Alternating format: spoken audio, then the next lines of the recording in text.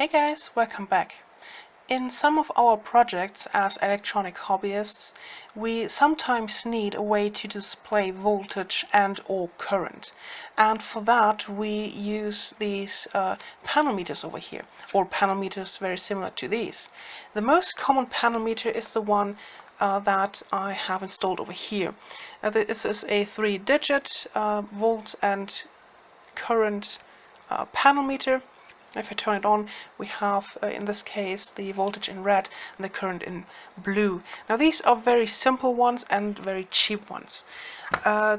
They essentially only display voltage and current. But there are meters that are a bit different. For example, this one over here. This for one has both its adjustment potentiometers accessible from the front, which makes it very easy to trim. It has a slightly different screen. The numbers are a bit smaller than from this panel meter, but they look better. They are more bright. And this meter over here also displays power and can display from 0 to 100 volt DC and from 0 to 10 amp. But if you want to have a bit more information, then you need a panel meter that is a bit more capable, like this one over here.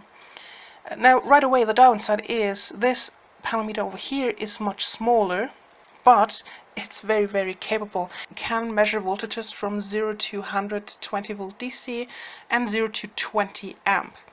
And if we take a look on the back side, you see it has actually 4 screw terminals and 2 2-pin connectors. Now right now there is on one of the 2-pin connectors this attached, and this thing over here is a temperature probe. That in some projects can be very handy if you have electronics inside that get hot, so you know that you are in a safe region and that your cooling solution doesn't fail. That's at least one of the applications that I would use one of these temperature probes. And then we have these 4 connections over here. Now they have the upper 2 connections are for the load side, so you have your let me see, I think load negative, load positive, and your power source positive, power source negative. So you have 4 cables going in, 2 power cables going in, 2 load cables going in, and you have an external power source. Beside that, this small thing over here is quite capable. Beside the 120 volt DC maximum voltage and 20 amp maximum current, it also displays capacity, for example for batteries. It displays power, temperature, resistance, time, and there is a feature where you can set an alarm, but I haven't figured out how this works. Alright, and this is how everything has to be connected. We have our 2-pin external power supply connector over here. This is connected to my bench power supply right now. I'm also going to supply power to these 2 posts for the test, so everything runs off the single power supply. Now this 2-pin connector over here has to be supplied with a voltage between 4 to 30 volt DC, whereas the power source to the meter itself can be anywhere from I think also 4 volt to 120 volt DC. So we have our power over here, and on this side directly beneath the 2-pin power connector we have our positive load side, and below that we have our positive wrong this is the positive supply side and this is the positive load side. So power supply goes here, whatever you try to use goes over here. And on the side of the probe we have the upper one is power supply side, so power source, and the lower one is the power load, the load side. So if everything is corrected correctly, which it should be, we turn this around. It's now flipped. That's yeah, I should maybe, that's a lot of cabling. Alright, if I now turn it on to 12 volt, it says welcome, and it displays that's a downside to one of these very small meters. Now you see that we have the voltage displayed. It's not 100% accurate, and for this meter there's no way to actually change that. We have current over here, we have power over here, capacitance in watt hours, so capacitance amp hours, capacitance in watt hours, time, temperature from the temperature probe, and our load side resistance over here. Yeah, that's, I don't know if I can make it better. Let me see it. Yeah, that should be fine. It's at least a bit better. If I now turn off the other light, doesn't really help much, but I hope you can see. Yeah, should be fine. Alright, if I now hold this in place and turn on my load, I'm not drawing any current. If I now start to draw some current, let's go for 12 watts approximately. So we are now drawing 13.06 watt from my bench power supply with 1.09 amp of current. The current display is very close, it's just 0.01 off, although my bench power supply now oscillates between 0.8 and 0.9. It's now at 0.8. It's a bit off, as you can see. We have the voltage, which is off by 0.19 volt, and the power displayed over here is 12.73 watt, and my bench power supply says it supplies 12.83 watt of power. So the meter seems to work, but the display is very, very small, and yeah, I have to say I don't like it. It's too small. The reason I bought these 2 meters is because I had to test them for one of my recent projects. I'm at the moment building a electronics load, a bigger version, and I need something that is very capable in both voltage and current. Now this thing has all the functions I like to have, but it's just way too small. But that's just for the one project I'm currently working on. It might be good for another project, and it's definitely capable. It can do a whole bunch. And if I now touch the temperature probe, let's see, we are at 31 degrees Celsius, 32, 33. Yeah, so it seems to work. I got rudely interrupted by the battery of my camera. So, I don't know where I left, but essentially it is a quite capable small meter, and I like it, but the screen is just too small for the project I intended it for. So I'll definitely keep it, but have to use it for something else. And just to give you an idea, the whole panel meter, the enclosure itself, is 4.3 centimeters wide.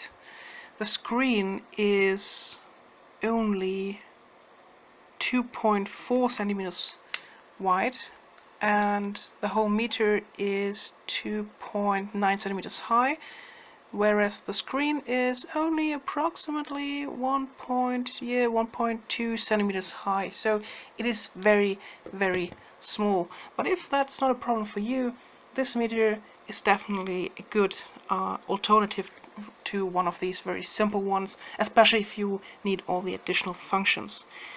One thing that I was thinking about is if it is possible to replace the screen, just a bigger screen. But I'm not very much into this kind of stuff, so I don't know if there might then be a scaling problem. Like, I don't know how screens work, screen drivers. The problem that I could think of is that it has a certain pixel height, width and everything for the numbers, so maybe changing the screen might not be a solution. But I have to search for more information about that. Now let's go and take a look at this panel meter over here. Okay, and this is how this panel meter has to be connected to everything. I do have a ground from my power supply going into the black lead over here, and the red lead ground going to my electronics load. As I'm using a single supply to supply voltage and the load for the test, I just have another crocodile clip from my bench power supply going to the ground for the internal supply. I do have a red clip for the red connection for supply and a white one for the voltage measurement, and the red cable directly goes from my bench power supply to my electronics load.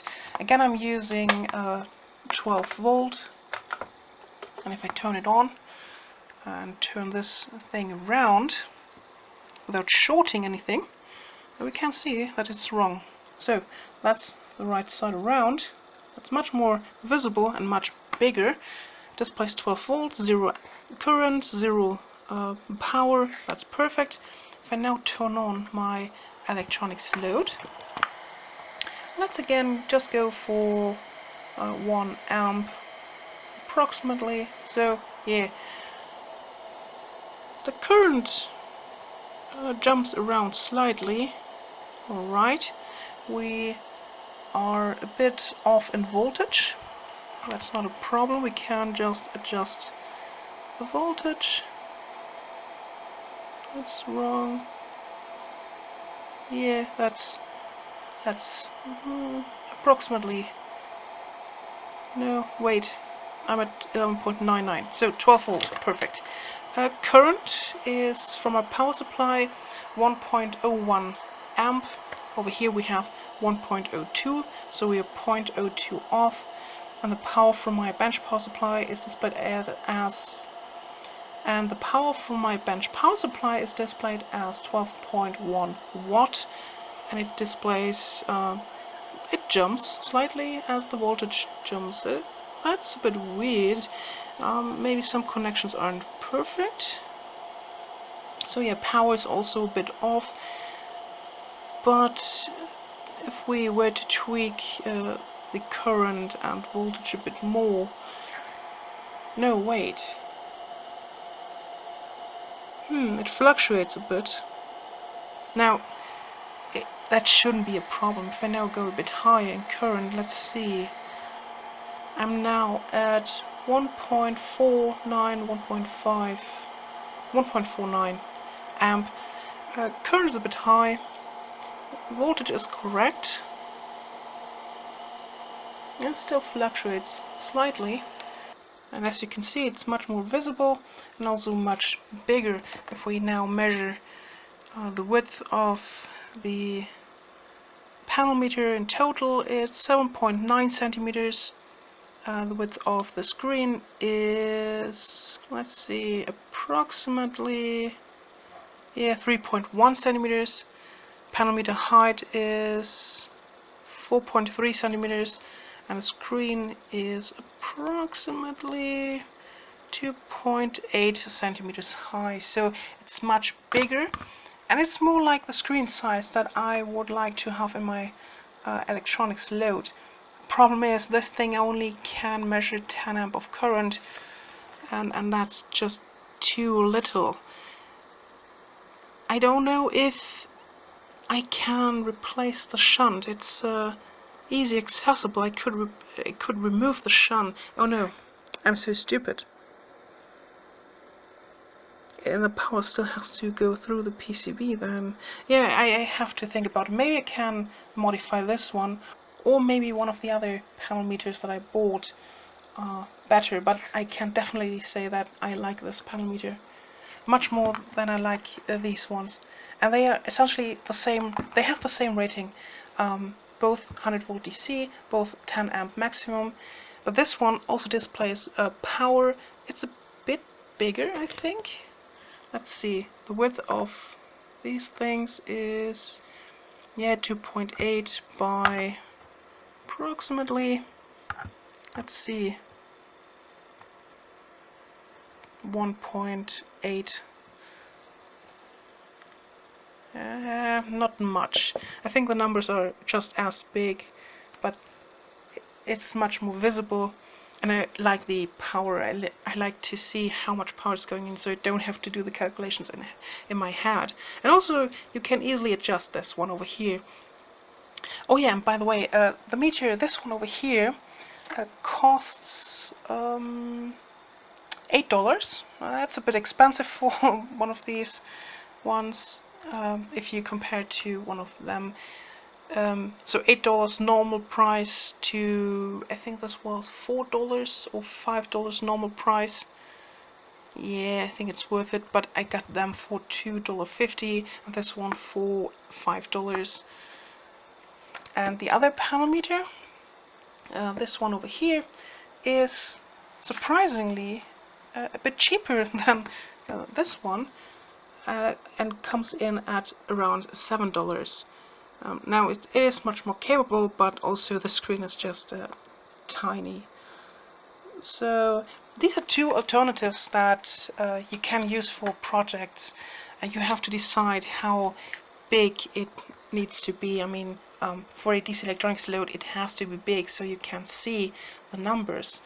So one of this size is perfect, whereas this one's too small. But if you just want to monitor like batteries, this might be the way to go. So there you have it, guys. I won't go into detail about circuit and everything, because you see, for this one over here, some of the components are underneath the screw terminals, and the other thing is, it's very simple. We have an op amp. This one uses a high precision op amp, an LDO, low dropout regulator. This is I think it was a MOSFET, yeah, MOSFET or transistor. Don't know what this is for, and that's the screen driver and some other circuitry underneath these binding posts, which I can't reach. And this one is just the same. It uses, in this case, an LM358 op amp, dual op amp, single supply. This is a small microprocessor, and this is a screen driver, and we do have, again, a linear regulator. That's essentially everything that is to one of these panel meters. So I hope you liked this small review of these two panel meters that are a very good alternative to one of the simple ones. And if you did, please leave a like, comment down below, and other than that, thanks for watching, and see you next time. Bye!